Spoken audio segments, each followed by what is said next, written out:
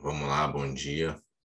Bom dia. Hoje nós vamos iniciar um novo material aqui no curso de Direito Constitucional, começando do zero. Ontem nós finalizamos ordem social e direitos de nacionalidade. Hoje nós vamos começar direitos políticos, né? E aí vamos ver conceitos iniciais, direitos políticos positivos, direitos políticos negativos, princípio da anterioridade eleitoral. Vamos estudar partidos políticos, né? Disposições gerais, emenda constitucional 97 de 2017, né? Entender a cláusula de barreira, regime de transição da emenda constitucional 97, parlamentar eleito por partido que não cumpre a cláusula de barreira, vedação às coligações nas eleições proporcionais. Isso aqui, inclusive, está sendo debatido, né? Foi aprovado na Câmara, primeiro e segundo turno, a emenda que mudaria de novo, voltaria a ter as eleições proporcionais no Brasil. As coligações nas eleições proporcionais, né? Que seria a junção de vários partidos. A gente vai explicar mais isso lá na frente, mas aí o presidente do Senado falou que talvez não vá passar, talvez vai rejeitar. É como se a gente tivesse um retrocesso, ou seja, aprovou o negócio, melhorou e vai voltar de novo, né, 4 anos depois, praticamente, né, na próxima eleição de novo, as coligações. O problema da coligação, em tese, é você elege lá um cara, é, só não entrando muito, mas só para você ter noção do problema. O cara, tipo, um tiririca, que tem 1 milhão de votos, 1 milhão e pouco de votos, né, por causa não da característica dele, não, vamos dizer, fazer nenhum juízo de crítica, né? Tem um juízo de valor, na realidade. Por causa da personalidade dele, muito mais de artista do que como político, né? Muito conhecido por pessoas humildes, essas coisas todas, e por causa até de uma, vamos dizer assim, de um, como é que eu poderia dizer? Uma desilusão com a política, a pessoa vota nele, né? Verificando assim, vou votar no político Forma de comum, crítica. volta no artista, esse artista com 1 milhão de votos acaba colocando aquele cara lá que é político profissional, né, que você, na verdade, não queria eleger de verdade, com, sei lá, 10 mil, 20 mil votos, entendeu? Enquanto que um político bom que está em ascensão, que tem 100 mil votos, fica de fora por causa das coligações, entendeu? Então você tem que entrar numa coligação boa para entrar. Então tem essas problemáticas das coligações. Nessa última Uhum. eleição agora que teve para vereadores e prefeitos, não teve a coligação, entendeu? Então, na verdade, assim, acabava não ocorrendo tanto essas situações. Ocorre, mas muito menos, né? Porque aí só ocorre dentro dos partidos. Então, o partido teria que ter muito voto, não a coligação em si, né? A coligação são vários partidos, então são essas questões. E antes de iniciarmos, dizer, né, que abaixo, na descrição do vídeo, nós temos as redes sociais. O material é lido na integralidade, vamos comentando quando necessário, então é praticamente um audiobook que você pode acompanhar de direito constitucional, né, fazendo suas atividades físicas, fazendo qualquer tarefa operacional e vendo os exercícios também comentados ao final da apostila que nós vamos comentando e o debate comigo e o William. Vamos lá, vamos começar com direitos políticos. Vamos para a leitura primeiro. Fazer uma horinha de leitura. Direitos políticos, conceitos iniciais. Para iniciarmos nosso estudo sobre direitos políticos, nada melhor que defini-los, não é mesmo? Os direitos políticos são aqueles que garantem a participação do povo no processo de condução da vida política nacional. Segundo o professor Alexandre de Moraes, são o conjunto de regras que disciplina as formas de atuação da soberania popular. São direitos relacionados ao exercício da cidadania e, segundo Gilmar Mendes, formam a base do regime democrático. Os direitos políticos são... Caiu. Vamos lá. Os direitos políticos são, portanto, instrumentos de exercício de soberania, característica dos regimes democráticos. Esses regimes podem ser de 3 diferentes tipos. Democracia direta é aquela em que o povo exerce o poder diretamente, sem intermediários ou representantes. Democracia representativa ou indireta é aquela que o povo elege representantes que, em seu nome, governam o país. Democracia semidireta ou participativa é aquela que o povo tanto exerce o poder diretamente quanto por meio de seus representantes. Trata-se de um sistema híbrido, com características tanto da democracia direta quanto da indireta. É adotado no Brasil, que se utiliza de certos institutos típicos da democracia semidireta, tais como o plebiscito, o referendo e a iniciativa popular de leis.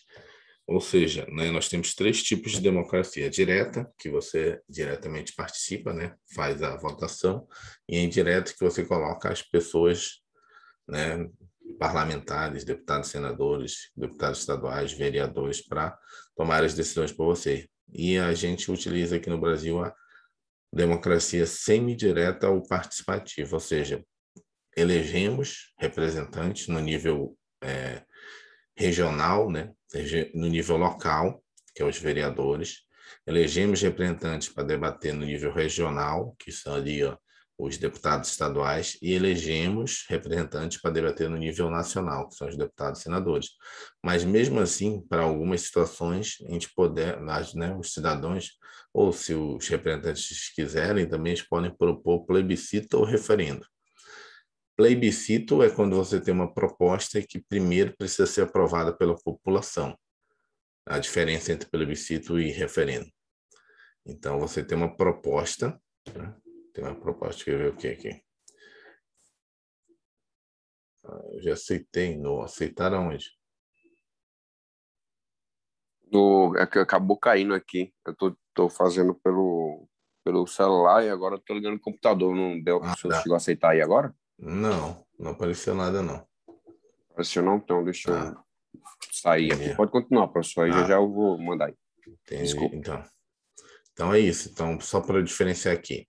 O que é o plebiscito? O plebiscito é uma situação em que eu proponho alguma coisa e a população vota para que aquele instituto passe a valer. Então, é antes da colocação desse instituto, antes da aprovação do instituto. O referendo é o contrário. Eu já aprovei, e aí eu só vou validar para que aquilo passe a valer ou não. Ou seja, já debati no Congresso, na Câmara e no Senado, está aprovado esse instituto numa lei, digo agora eu quero referendar. Vocês aceitam ou não isso? E aí, após, né, a criação do instituto. E aí ele fica como se fosse uma cláusula suspensiva, ou seja, se aprovado, ele passa a valer. Se não aprovado, né, e não vai valer, apesar de ter sido aprovado na Câmara e no Senado. O plebiscito é diferente. Primeiro eu coloco o instituto para aprovação, né? Eu já dei o que aqui? Primeiro eu boto o instituto para aprovação e, caso aprovado, eu vou debater ele e regulamentar ele. Entendeu? Então, essa é a diferença entre plebiscito e referendo. Normalmente as pessoas confundem. Todos os dois são de participação direta, a população vota. Só que um é antes e o outro é depois. Teve um outro professor, quando eu estava estudando, ele falou assim: Hum. pré-plebiscito, ou seja, o plebiscito vem antes, né? Você vai Aham, perguntar ao sim. povo antes. E como é o nome do outro? Referendo. Aí qual a diferença do referendo? Ele pergunta depois, Depois. ele É. tá. Referendo é você aprova uma lei, tem um instituto lá e você pergunta, ó, vamos fazer um referendo. Se aprovado, passa a valer; se não aprovado, né, continua do jeito que está. Normalmente são situações assim, separação entre estados. Vamos separar o estado, sim ou não? Já está aprovada a lei. Se aprovada, o estado já está separado. Se não, continua do Aí eles jeito que queriam está. fazer isso comparar, não era, professor, Comparar. recentemente? É. Com o estado Eu não onde o senhor sei veio, agora lá, não sei se lá alternativo. se foi plebiscito, se foi referendo. Não sei se a lei já estava Eu acho que aprovada. foi eu acho que foi plebiscito. Plebiscito. Aí É. a população disse que não queria, não. A gente teve Tá poucos certo. referendos aqui no Brasil. A gente tem muito mais plebiscito, né? Ainda não me lembro se o Estatuto do Armamento foi plebiscito ou referendo. Acho que foi referendo. Porque o Estatuto do Armamento acho que era referendo. Já estava aprovado o Estatuto do Armamento e tinha alguns institutos que ia ficar por referendo. E esses institutos foram reprovados, né? E eu acho que a gente teve período aqui de mudar o nosso sistema de presidencialista para monarquia ou para parlamentarista, foi plebiscito, né? A gente dizia antes, caso fosse aprovado outro modelo, os parlamentares iam se debruçar e construir esse novo modelo, mas não foi aprovado, ficou do jeito que está, presidencialismo. Não sei se você lembra desse plebiscito. Acho que foi na década de 90, não sei se você já tinha noção das coisas, não? Esse eu Eu me não lembro. lembro não, mas eu sei, eu já ouvi falar, foi em É, 92, eu tinha 80, eu tinha 3 anos em ah, não. 90, né? Eu tinha 12 Sou de anos, 87. eu sou de 80, então eu tinha 12 anos, já me lembro desse plebiscito, assim, movimentou bastante o Brasil. Do armamento também, acho que foi referendo, movimentou bastante o Brasil, muita campanha Pois é, ninguém na queria voltar à TV. monarquia, né, professor? Aham, é. Seria um retrocesso, Eu entre acho que o aspas. pessoal não entendia muito também, né? Eu acho que, não É, sei se o também. pessoal entende também hoje o que é que seria os sistemas, né? Porque hoje, da forma que a gente vive aí, um parlamentarismo seria pelo menos o mais adequado, né? Hoje a gente vive uma briga de poder por causa disso. Nosso sistema é Ah, muito hoje o estranho. parlamentarismo seria mais adequado, igual a Inglaterra? Não, sim, sem a monarquia, né? Sem monarquia. Parlamentarismo Só sem a monarquia. Só entendi. os três poderes. Hoje, lá na Inglaterra, você tem uma monarquia parlamentarista. Tem o rei e ainda tem o primeiro-ministro. Porque hoje no Brasil essa situação. Ah, é E, feito pelo presidente, né? aham, Ambos. sim. Ele tanto é representante do Estado, como é que é dar o nome? Ele é. Tem Presidente do dois nomes. Estado. Ele exerce duas funções, né? No nosso sistema. No sistema de Nosso. monarquia parlamentarista, não. Quem exerce a função de chefe de Estado, representação fora do país, é a monarquia. Quem governa o país internamente é o primeiro-ministro, entendeu? Tem países que não têm Entendi. monarquia, tem países que não têm monarquia, por exemplo, Portugal, é um sistema parlamentarista em Portugal, então você tem tanto o primeiro-ministro que governa as coisas internas, as políticas públicas, quanto o presidente de Portugal, que conversa, inclusive ele esteve aqui no Brasil, conversa com os outros presidentes externamente. Quando você tem uma monarquia parlamentarista, a monarquia representa o Estado fora, e o primeiro-ministro governa o Estado internamente, né? A monarquia é como se fosse um Entendi. representante externo. Mas o que eu estou falando no nosso sistema é por causa que o nosso sistema presidencialista acaba que, em situações agora de crise, as coisas não andam, né? E aí você não tem como, né, equalizar isso porque você tem que fazer um impeachment, né? O sistema nosso seria, a possibilidade do gatilho seria o impeachment, mas o impeachment é uma medida muito dura, né? E o parlamentarismo não, né? Numa situação dessa de crise, em que, né, tem essa crise entre os, né, poderes, você consegue resolver facilmente, né? Você não tem um impeachment, você só tem uma perda da maioria, você é obrigado a fazer uma nova maioria, entendeu? É mais ou menos assim, acaba fazendo, mas sem favorecimento. Você não troca os seus ministros, é como se você tivesse que trocar os seus ministros. É bem diferente, teria que estudar mais. Não é o caso agora. Acho que na hora que a gente chegar no Poder Legislativo, a gente vai estudar mais, a gente debate mais sobre isso. Vamos lá. A doutrina classifica os direitos em duas espécies: os direitos políticos positivos e os direitos políticos negativos. Os direitos políticos positivos estão relacionados à participação ativa dos indivíduos na vida política do Estado. São direitos relacionados ao exercício do sufrágio. Deixa eu marcar aqui. Sufrágio é as eleições, né? Por outro lado, os direitos políticos negativos são as normas que limitam o exercício da cidadania, que impedem a participação dos indivíduos na vida política estatal. São inexigibilidades e as hipóteses de perda e suspensão dos direitos políticos. Ou seja, os direitos políticos positivos é você participar, né? Votar, você, né, eleger as outras pessoas. Agora, os direitos negativos é você ser votado, né? Você ter a possibilidade de ser votado. Aí os O casos. negativo é ser votado, professor? Os negativos são os casos em que você pode ou não ter, né, essa capacidade. São as inelegibilidades, ou seja, você é Ah, tá tipo um inelegível. preso. Preso ele fica inelegível. A pessoa também condenada, né? probidade administrativa e várias outras situações, hoje você fica com seus direitos políticos negativos. Você vai continuar elegendo seus representantes, mas você não vai mais poder se colocar como uma pessoa que pode representar os cidadãos. Entendeu? Então, quando você diz que você suspende os direitos políticos lá na lei de probidade administrativa, você está suspendendo só a parte em que a pessoa pode se colocar como representante.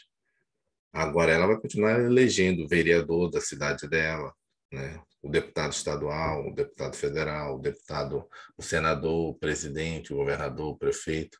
Agora, ela mesma não vai poder exercer mais cargo público, né? Ou seja, os direitos políticos positivos dela ela não vai poder exercer, não vai poder. De positivo, não, desculpa, negativos, né? Não vai poder exercer. Deixa eu ver o que ele bota aqui em relação à nota 13. A nota 13 é em relação à democracia representativa ou indireta. Na representação, o representante exerce o mandato e não fica vinculado à vontade do povo, é um mandato livre, diferentemente do que ocorre no mandato imperativo, em que o representante se vincula à vontade dos representados, sendo apenas um veículo de transmissão desta. Além disso, ele não representa apenas seus eleitores, mas toda a população e o território.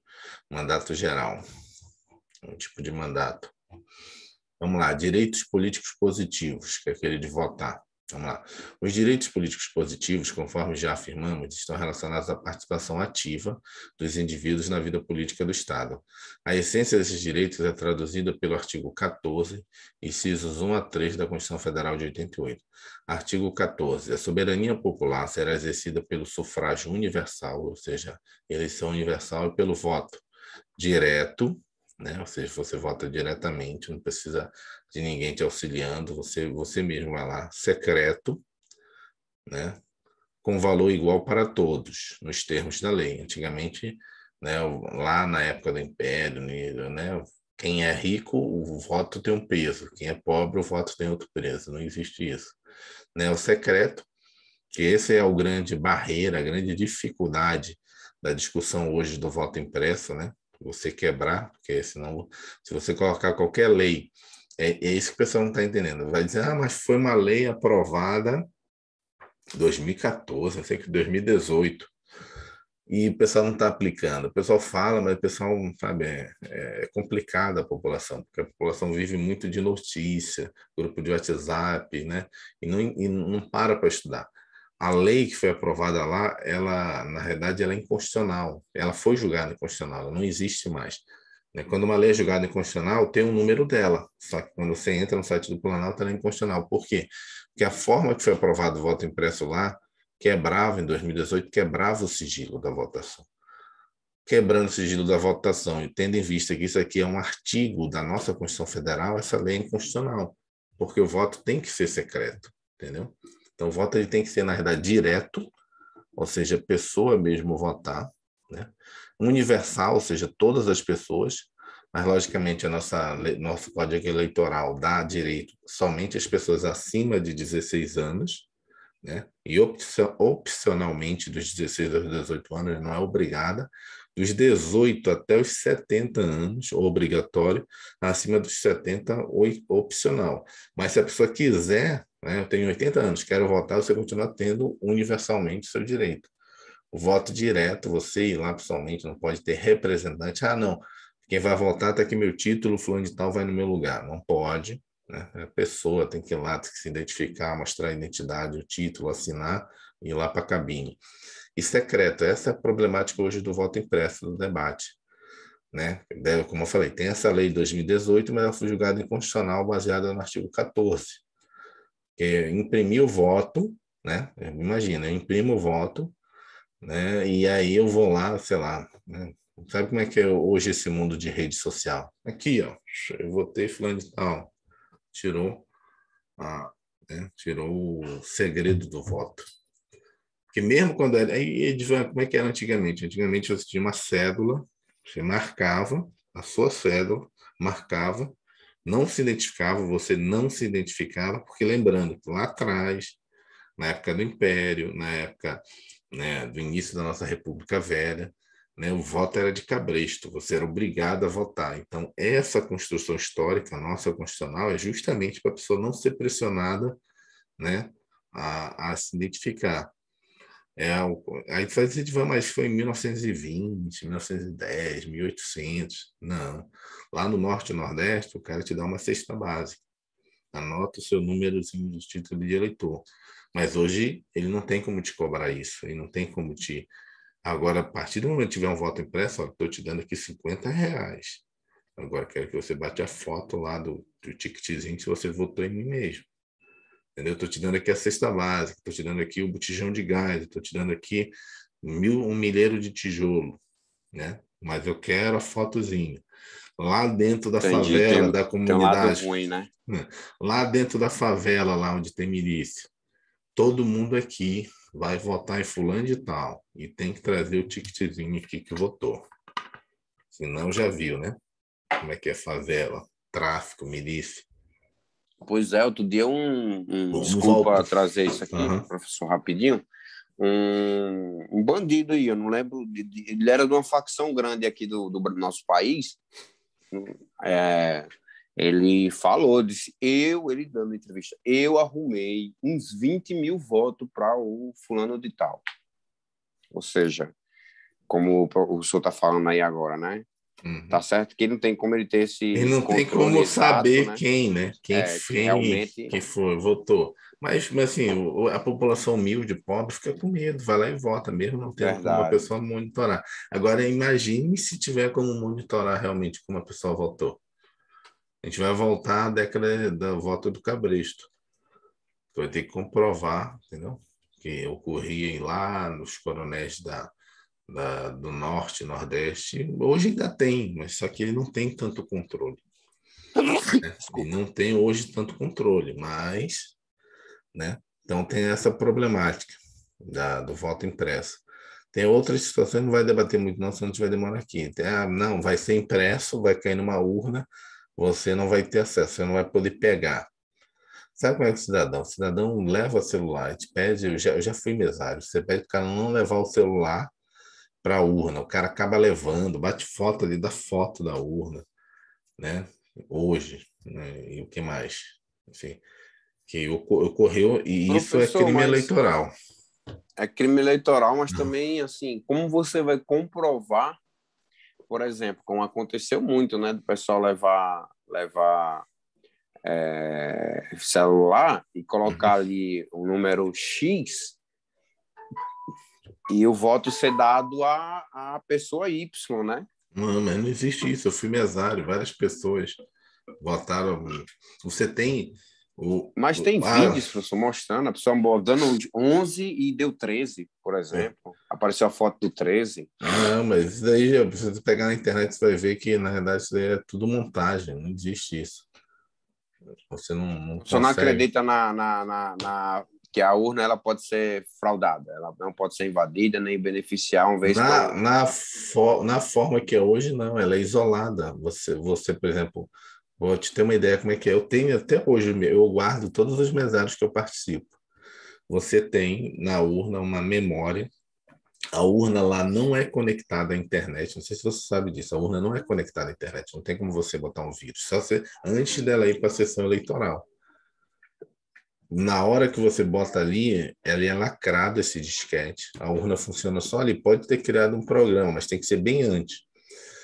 Na hora que acaba ali a eleição, você imprime todos os votos, você identifica os votos. Eu tenho os meus. Por exemplo, todos os mesários que participam, cada um tem os seus. Ó, toma aqui, eu vou imprimir tudo que estava dentro dessa memória. Dá para mim, eu assino que eu recebi, dá para o outro, eu assino que eu recebi, dá para o outro. Você tem como bater isso. Entendeu? Você já tem como identificar. Além disso, como é que funciona, né? Edvan, não tem como bater quantidade de pessoas votando. Não, toda pessoa que vai votar, ela assina um papelzinho. Você assina ali no livro. Então, se teve 100 assinaturas aqui, na hora que imprime o papelzinho, não pode ter 120 assinaturas, não pode ter 120 votos, porque tem as assinaturas de quem votou. Além disso, naquela urna não pode ter mais, eletronicamente não pode ter mais de 100. Né? Não pode aparecer, porque, por exemplo, não tem em quem a pessoa votou, mas tem o título dela. Como é que tem naquele título ali que a gente imprimiu, ou naquela memória, uma pessoa que não assinou aqui? Então, tem como você já fazer essa auditoria. Porque as pessoas, quando vão votar, elas assinam fisicamente. A gente identifica essa pessoa. Eu pego a identidade dela, pego o título, confiro, olha aqui, assina aqui para mim. Confira a assinatura dela. Você ainda tem um processo ainda mecânico. Não é só a urna lá. A pessoa, quando você vai votar, você não chega lá e digita a urna e vai embora. Eu tenho quem votou. Eu tenho o número do título das pessoas que votaram. Mas o Aí tem a levantamento parte final, de mudar o número de votos para cada candidato. Aí só se fosse assim má fé de quem implantou o programa na hora de colocar aquilo. Mas aí você teria que ter um conluio, igual teve agora lá um auditor do TCU. Estamos tendo, né, uma super notificação de Covid. Você tem que ter um conluio nacional de todo mundo, né? Teria que ter um conluio de todos os mesários de todo o Brasil, né? Porque as urnas são lacradas, são assim, teria que ter má fé de todo mundo, né? Pois vindo do país que a gente vive. Eu lembro que uma vez uma reportagem, ele colocou lá alguma coisa do exterior, que queria rapidez, agilidade na votação do que eles estavam querendo propor. E assim, chegou no Congresso, deu um pulo assim e foi aprovado rapidamente. Mas eles molharam a mão do pessoal, ou seja, eu entendo que Mas aí você se há teria uma, que. possi Você se há teria uma que. possibilidade, professor, e aqui no nosso país, né, como a gente vê, isso é minha opinião, né, pode Uhum. ser, vou até tomar cuidado com a forma como eu vou me expressar, mas você vê que, por exemplo, dentro de certos poderes hoje, você vê que nitidamente as pessoas que estão ali dentro têm um viés político, não são, quem Mas deveria aí. resguardar a Constituição, ela mesmo rasga mesmo, entendeu? Aí você tem que excluir todos os servidores que trabalham na Justiça Eleitoral, todos os juízes eleitorais que não são eleitos. Né? Você tem juiz eleitoral, as pessoas confundem, acham que as pessoas deveriam estudar nossa Justiça Eleitoral. A criação da Justiça Eleitoral foi uma evolução justamente por causa do voto do Cabresto. Entendeu? O único país do mundo, né, onde você tem segurança jurídica é no Brasil. São poucos países no mundo que você tem uma segurança jurídica. Porque quando era o voto do Cabresto, quem contava os votos, quem fazia todas as coisas era o Poder Executivo. Quando se criou um cara que é juiz, togado, o cara está olhando lá o ministro Barroso, que é o presidente, mas abaixo dele, nos tribunais regionais eleitorais, são juízes que passaram na Justiça Federal. O cara fez concurso para juiz federal, ele que é o juiz da Justiça Eleitoral. Você teria que cooptar esse cara, teria que cooptar também o cara que é analista do TRE, né? E os TREs, eles são desvinculados, é um tribunal regional eleitoral em cada estado. É uma coisa tão complexa que assim seria assim uma conspiração e fora assim do ponto de vista lógico, nós não teríamos as eleições que a gente tem hoje, não teríamos em 2018, né, uma eleição que a gente teve, onde nós tivemos um super bilionário brasileiro que gastou mais de 40 bilhões de reais, né, que foi o Meirelles, e teve menos de um voto, onde um cabo da PM, da polícia, do bombeiro, teve mais votos do que ele, onde uma pessoa que gastou menos de R$ 1 milhão usando celular ganhou mais votos e virou presidente. Como é que você mudaria um programa para ter uma situação dessa? Só é a vontade do povo, né? É a vontade daquele momento que teve e foi feito dessa forma, né? Porque senão o cara que tem bilhões teria comprado todos os TREs, todos os juízes federais que fazem parte desse complexo sistema eleitoral nosso. O cara gastou bilhões, teve menos votos do que um cabo do bombeiro, que era mais, né, meio que palhação, teve mais votos que um cara que gastou bilhões com marqueteiro, com tráfico, site, né, campanha. O cara gastou mais dinheiro, teve mais prejuízo na vida dele. Acho que, sei lá, botou metade da fortuna dele para jogo. Teve menos votos do que o cara que falava baboseira. Baboseira não, né? Brincava num debate político. Então, para mim, é a maior prova de que é a vontade popular, né? É o cara que elege o Tiririca, né? E se não fosse assim, a gente não elegeria Tiririca, né? Porque tem políticos profissionais. Tem políticos profissionais. Então, Tiririca, sei lá, quem são os caras? Sérgio Reis, que é cantor, né? Como é que esses caras se elegeriam sem investir dinheiro nenhum, sem comprar ninguém? Por quê? Porque a população está votando ali, está sendo registrada. Acabou que a gente perdeu muito, investiu muito tempo aqui nesse debate. Vamos lá. Artigo 14. Vamos lá. A soberania popular será exercida pelo sufrágio universal, pelo voto direto e secreto. Foi isso aqui que a gente acabou mergulhando. Com valor igual para todos e nos termos da lei mediante plebiscito, referendo, iniciativa popular. Plebiscito, como a gente falou já antes, é antes, né, do Instituto. Referendo é depois, iniciativa popular é quando você faz. Esse aqui acho que a gente vai ver lá na frente, quando você faz, né, um projeto e vai colhendo assinaturas no Brasil todo, né? Aí você tem uma característica específica, acho que é 5 estados, pelo menos 5 estados, em cada estado, pelo menos um décimo por cento do eleitorado, e no cômputo de todos esses estados, aí desses 5 tem que ter pelo menos 3% do eleitorado. Aí você tem a capacidade de propor essa lei. Não sei se vai estar lá na frente isso. Os direitos políticos positivos estão relacionados ao exercício do sufrágio. Ao contrário do que muitos pensam, sufrágio não é sinônimo de voto. Sufrágio é sinônimo. Deixa eu marcar aqui.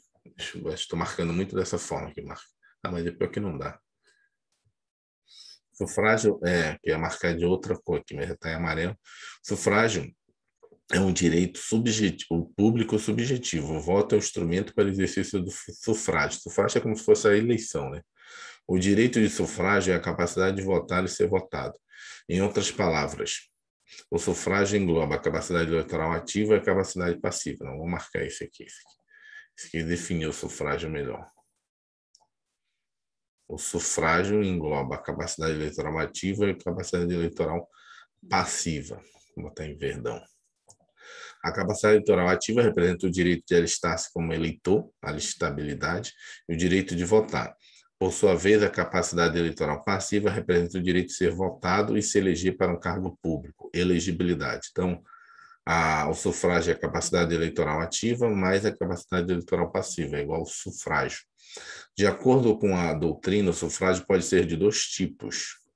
Universal, quando o direito de votar é concedido a todos os nacionais, independentemente de condições econômicas, culturais, sociais ou outras condições especiais. Os critérios para se determinar a capacidade de votar e ser votado são não discriminatórios, são não discriminatórios. Ou seja, lá atrás a gente já teve no Brasil, né, pessoas que não podiam votar, negros, né, mulheres não podiam votar até 1932.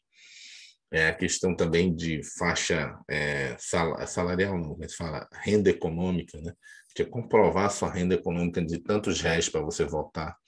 A Constituição Federal de 1988 consagra o sufrágio universal, assegurando o direito de votar e de ser votado a todos os nacionais, que cumprem os requisitos de alistabilidade e de elegibilidade. Restrito ou qualificativo, quando o direito de votar depende do preenchimento de algumas condições especiais, sendo atribuído a apenas uma parcela dos nacionais. O sufrágio restrito pode ser censitário, quando depender do preenchimento de condições econômicas, rendas, bens, etc., ou capacitário, quando exigir que o indivíduo apresente alguma característica especial, ser alfabetizado, por exemplo. Isso aqui também ocorria lá no Brasil, de 1930, 1900 e pouco. Tem que ter alfabetização. Até que teve lá no passado um projeto, inclusive, não sei se antes da Constituição de 88 tinha que ver isso, porque tinha um projeto antes da Constituição de 88 chamado Mobral, que era justamente para alfabetizar os cidadãos. Voltando ao artigo 14 da CF, percebe-se que a CF explica que a soberania popular será exercida pelo sufrágio universal, pelo voto direto, né, pelo voto secreto, nos termos da lei, mediante o plebiscito, o referendo e a iniciativa popular de leis.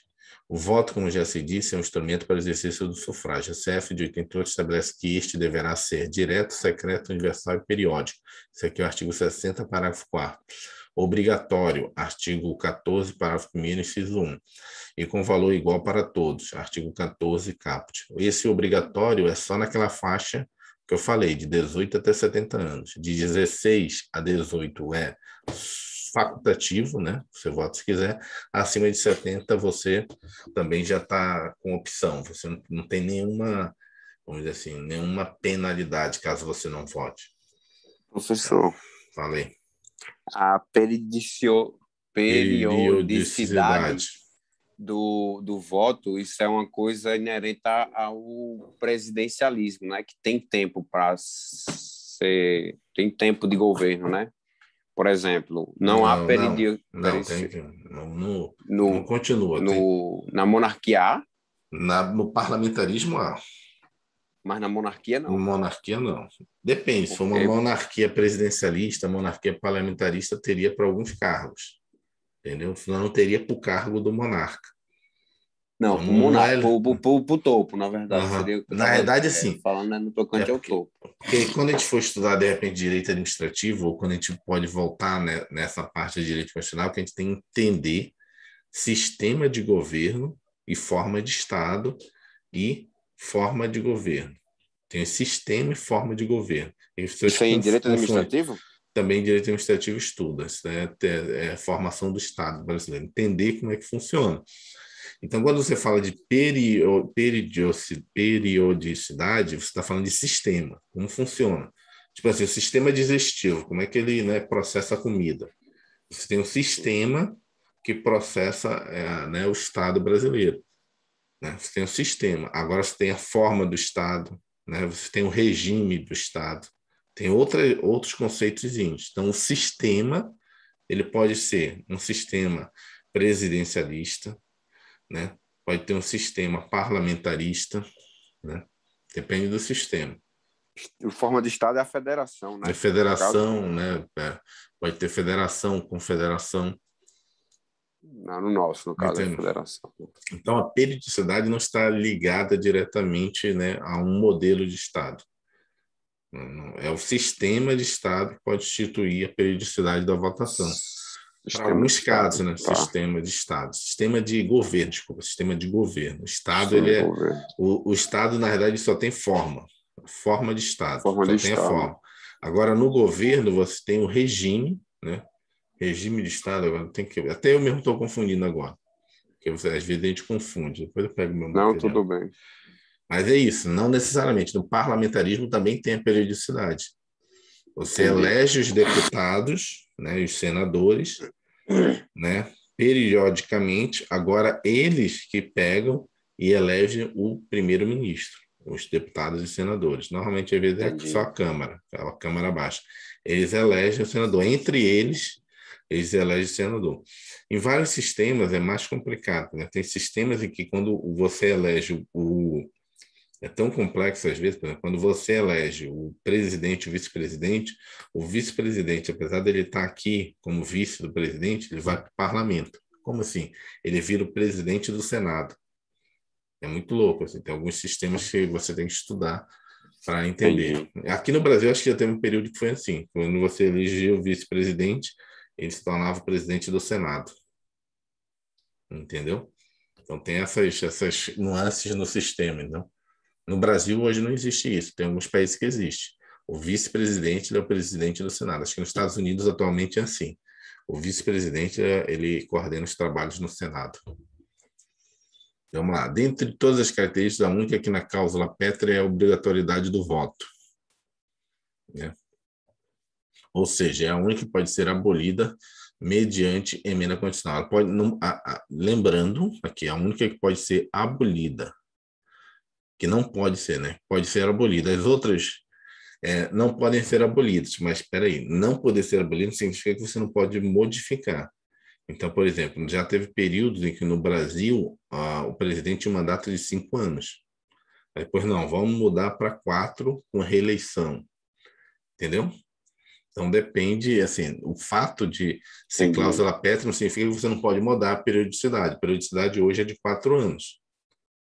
Mas você pode estender, tem algumas propostas de dizer, não, vamos fazer um mandato só de 5 anos sem reeleição, que é melhor do que o cara ficar no primeiro mandato ali brigando para se reeleger, entendeu? O cara sabe que está eleito ali, não vai ter outro mandato. Então ele vai trabalhar, focar naqueles 5 anos dele e acabou, entendeu? Porque às vezes a pessoa foca não no fazer, não foca no se reeleger, entendeu? Eu estou falando só do presidente, mas governador, prefeito, então tem várias nuances aí. Então, o fato de ser cláusula pétrea não significa que não pode ser modificado, não pode ser abolido. O que pode ser abolido é a obrigatoriedade, né? Que ele está falando aqui. Nesse caso, seria a obrigatoriedade. Vou até botar aqui nesse quadrado maior. Então, a obrigatoriedade pode ser abolida. Tanto é que hoje, como eu falei, né? Você tem pessoas, né, acima de 70 anos que não são mais obrigadas a votar, né? Então, tem essa característica. Vamos lá. O que são plebiscito e referendo? Agora ele vai explicar. Tanto o plebiscito quanto o referendo são formas de consulta ao povo sobre matéria de grande relevância. A diferença entre esses institutos reside no momento da consulta. O plebiscito, a consulta se dá previamente à edição do ato legislativo ou administrativo. Já o referendo, a consulta popular, ocorre posteriormente à edição do ato legislativo ou administrativo, havendo o voto a ratificar, confirmar ou rejeitar o ato. Deixa eu ver a nota de rodapé. Aqui, ó. No Brasil, já se utilizou o referendo por ocasião da edição da Lei 10.826 de 2003, foi o Estatuto de Desarmamento, teve o referendo no Estatuto de Desarmamento. Na ocasião, 63,94% dos eleitores foram contra a proibição de comercialização de armas. O plebiscito também já foi utilizado no ano de 1993 para definir a forma de governo. Olha aqui, ó, forma de governo. Entendeu? Há a diferença, não é sistema, forma de governo, república ou monarquia. Entendeu? República ou monarquia, essa é a diferença, forma de governo. Aí os sistemas podem ser o quê? Presidencialista, parlamentarista, monarquia constitucional, monarquia parlamentarista, monarquia presidencialista, pode ter também, que seria parlamentarista, entendeu? Isso aqui é forma de governo, e tem os sistemas que você vai criar. E numa república, você vai ter provavelmente quais tipos de sistema de governo, ou presidencialista ou parlamentarista. Porque dependendo da forma que você escolhe o seu governo, né, que você coloca na sua Constituição, automaticamente você define qual seria os sistemas que você pode implementar para manter aquela forma de governo. Hoje, como a gente é uma república, faz mais sentido a gente ter faz mais sentido não, você pode ter o presidencialismo, que a gente tem hoje, ou o parlamentarismo. A república não cabe uma monarquia, então, não cabe. Vamos eleger agora um rei, entendeu? Agora o cara que nascer nessa família é o rei. Não cabe, porque a nossa forma de governo é república, entendeu? É isso que a gente vai estudar lá, de repente, aqui, ó. O sistema de governo, tá vendo? O sistema de governo de parlamentarismo ou presidencialismo. Entendeu? Porque na hora que você escolhe a forma, você vai definir o sistema. É isso que eu estava querendo explicar lá, não estava conseguindo explicar direito. Existe uma diferença entre forma e sistema. A forma é república e monarquia, o sistema pode ser parlamentarismo e presidencialismo. Mas quando você escolhe esse aqui, você pode ter vários tipos de monarquia, né? Uma monarquia parlamentarista, né? Que junto aqui você vai ter tanto o monarca quanto o primeiro-ministro. Pode ter uma monarquia presidencialista, você vai ter um presidente, um monarca. Né? E aí vai ter como é que vai ser essa eleição, aí vai definir melhor na lei. Então tem essa diferença aqui, tá vendo? A diferença é república, monarquia, parlamentarismo e presidencialismo. Vamos voltar aqui, só ler o comentário. Cadê? Onde a gente parou? Foi aqui.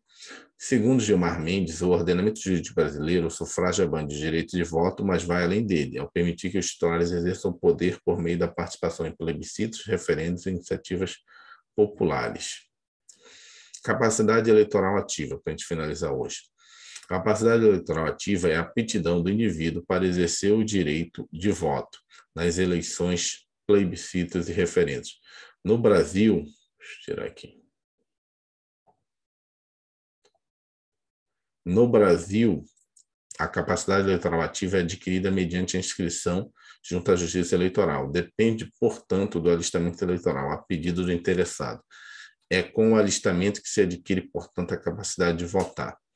Além da capacidade de votar, a qualidade de eleitor dá ao nacional a condição de cidadão, tornando apto a exercer vários outros direitos políticos, como a juização popular.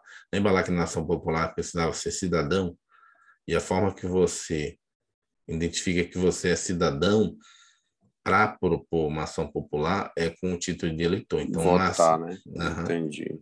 Se você entrar com uma ação popular, olha a loucura, se você entrar com uma ação popular e não botar cópia do seu título de eleitor, ela é rejeitada. Você tem que comprovar que você é eleitor. E tem que ter a certidão da Justiça Eleitoral que você está quite. Você é um cidadão brasileiro quite com as suas obrigações. E aí O você pode simples propor. comprovante não valia, não, professor? Será? Depende do Comprovante juiz, que né? você votou. Depende do Entendi. juiz. Depende da... Mas o ideal é você ir lá no site do TSE e emitir a certidão. Pega o seu título de eleitor, coloca na certidão dizendo, olha, aquele cara ali está, né? Aquela Kit. pracinha ali está quebrando tudo, está errado, quero processar ele. Entendeu? A ação popular é para isso, é como se fosse uma ação de improbidade administrativa. Você vendo no seu município o prefeito, um secretário estadual fazendo uma besteira lá que você acha que está prejudicando o patrimônio público, você entra com ação contra ele. É para isso que serve a ação popular. O cara foi lá e está quebrando toda a pracinha, entendeu? E está gastando dinheiro que vai ter um gasto exorbitante e desnecessário. Você entra com ação popular. Isso é bom para quem é ativo politicamente no município. Né? Vamos lá. Lembrando, mas aí, se você tiver má fé, né, se mostrar que você tem má fé, salvo comprovada a má fé, você não vai pagar nem custas nem honorários de sucumbência, né? Mas se você tiver má fé, lembrando, você vai pagar. E dependendo do valor que você botou lá, que vai ser o prejuízo de 1 milhão, as custas e honorários vai ser referente ao valor que você botou do prejuízo. Então, é grana, né? Se você perder. Tem que ter cuidado também, né? De forma que o cara também tenha Professor, uma bastante dúvida. consciência disso. Vamos supor que um cara pobre, sei lá, foi incentivado, ou foi coagido por alguém para fazer uma ação popular dessa e deu 500 mil reais. E ele tem que pagar os honorários aí em cima disso. Uhum. E ele prova que ele não tem condição de pagar. O que é que acontece com ele? Ele vai preso? O que é que acontece? Aí tem que ver se ele tem, né, na verdade, má fé. Ah, não, foi de má Não, fé. justamente, ele tem má fé. Mas aí a má fé não é dele, aí foi coagido, né? Aí ele Não, vai mas vamos dizer comprar. que foi dele, então. Não foi É má fé coagido. dele, má fé dele. Aí ele vai ficar inscrito em dívida ativa, né? Não vai poder ter nada mais no nome dele. Tudo que cair de dinheiro na conta, a justiça vai tirar. A vida dele vai se tornar, desculpa a palavra, se tornar meio inferno, né? Não vai poder Entendi. financiar nada, não vai poder fazer nada, né? Vai ficar o tempo todo com aquela dívida. Né? Vai fazer um financiamento de um Casa Bahia, vai constar o negócio, né? Porque hoje uma sentença Entendi. judicial pode até ser negativada no SPC e Serasa, entendeu? É isso, vai ficar o resto da vida ali. Não vai poder financiar um carro, não vai poder financiar uma moto, não vai poder financiar uma casa. Tudo que ele for fazer vai constar lá. Hoje é tudo informatizado, né? Além da capacidade de votar, a qualidade de eleitor dá ao nacional a condição de cidadão, tornando-o apto a exercer vários outros direitos políticos, como a ajuização popular ou participar da iniciativa popular de leis. Destaque-se, todavia, que o alistamento eleitoral por si só não é suficiente para que o indivíduo possa exercer todos os direitos políticos. Com o alistamento eleitoral, o cidadão garante seu direito de votar, mas não o de ser votado, uma vez que o alistamento é apenas uma das condições da elegibilidade.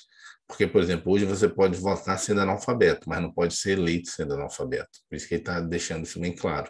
Que o fato de você ser, né, alistado significa assim, que você foi lá e tirou seu título de eleitor.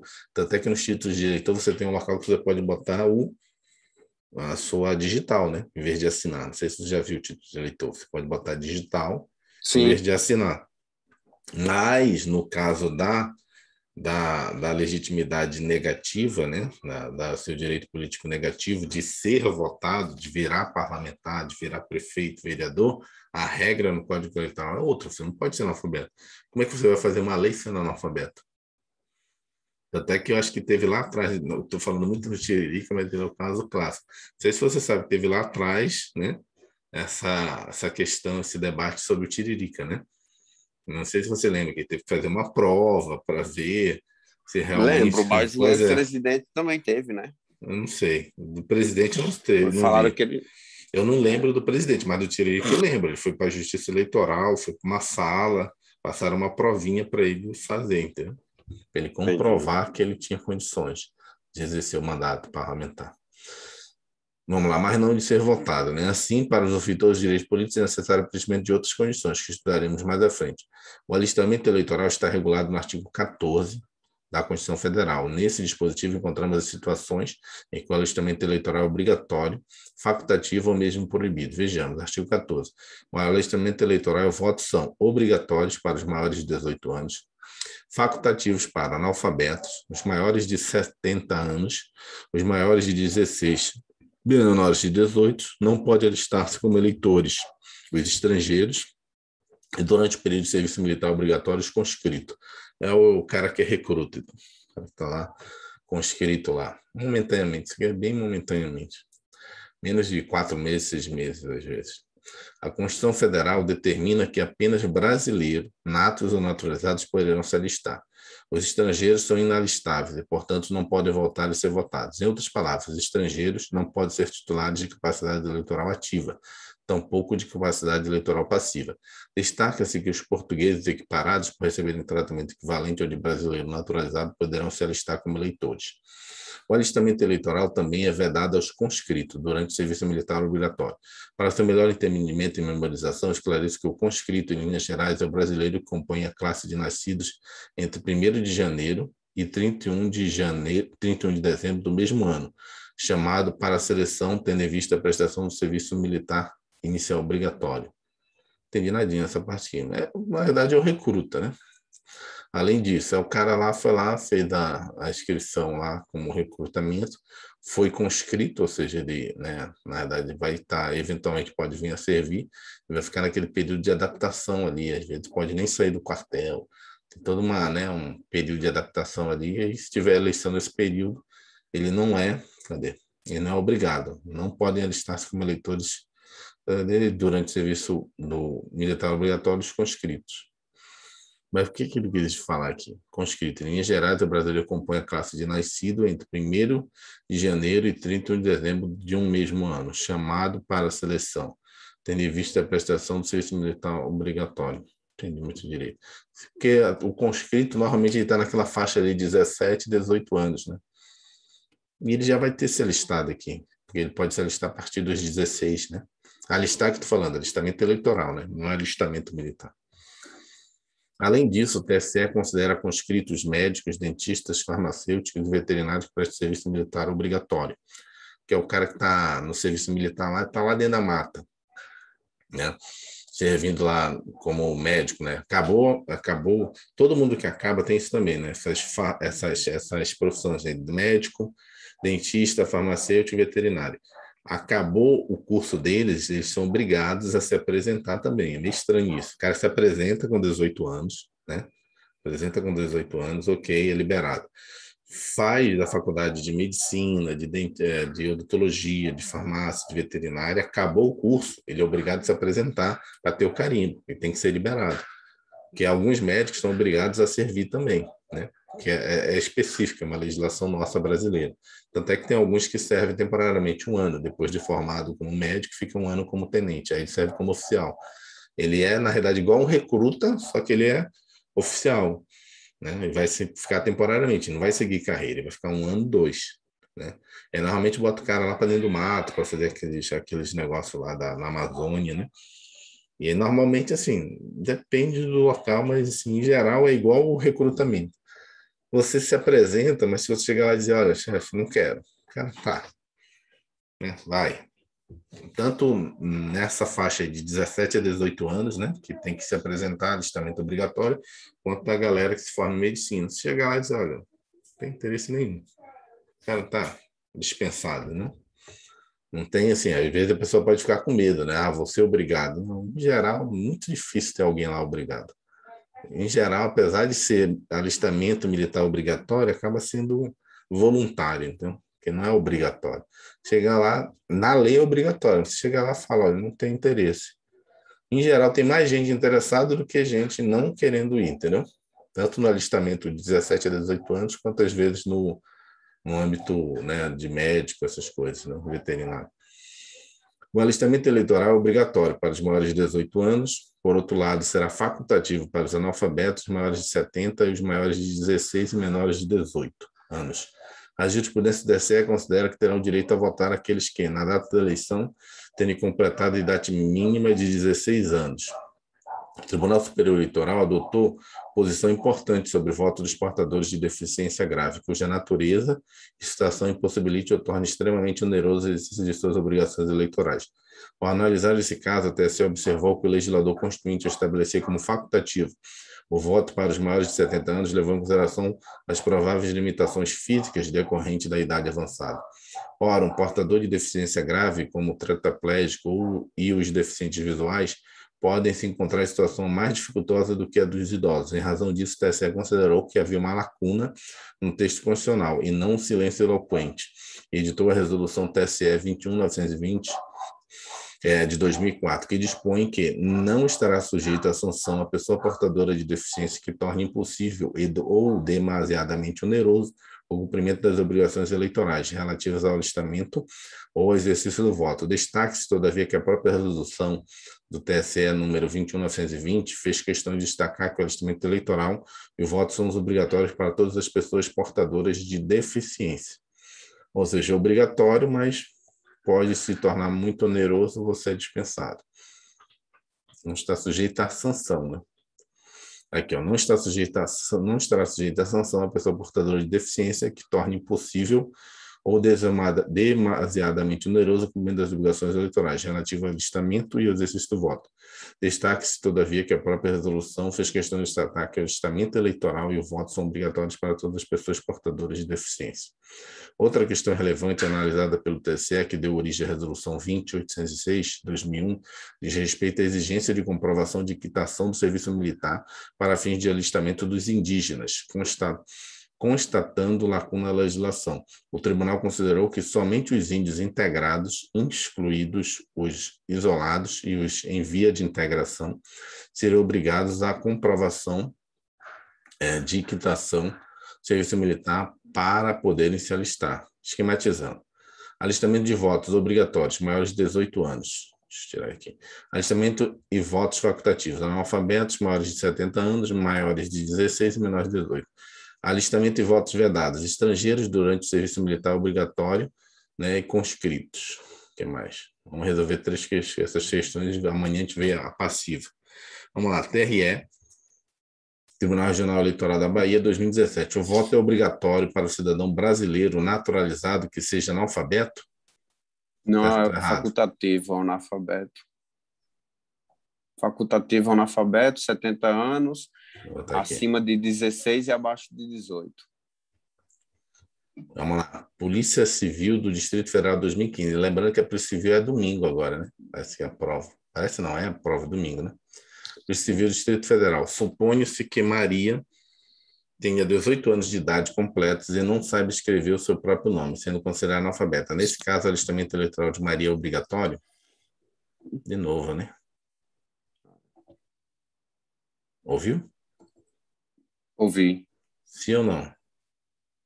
O quê? Se é obrigatório? Aham. Não, mas ela não sabe escrever o nome, ela é analfabeta, com outras palavras, né? Sendo considerada analfabeta. Errado aqui. Eu botei em verde, na verdade vermelho. Vamos lá. Fundação Universidade de Brasília 2015. Os direitos políticos são titularizados livremente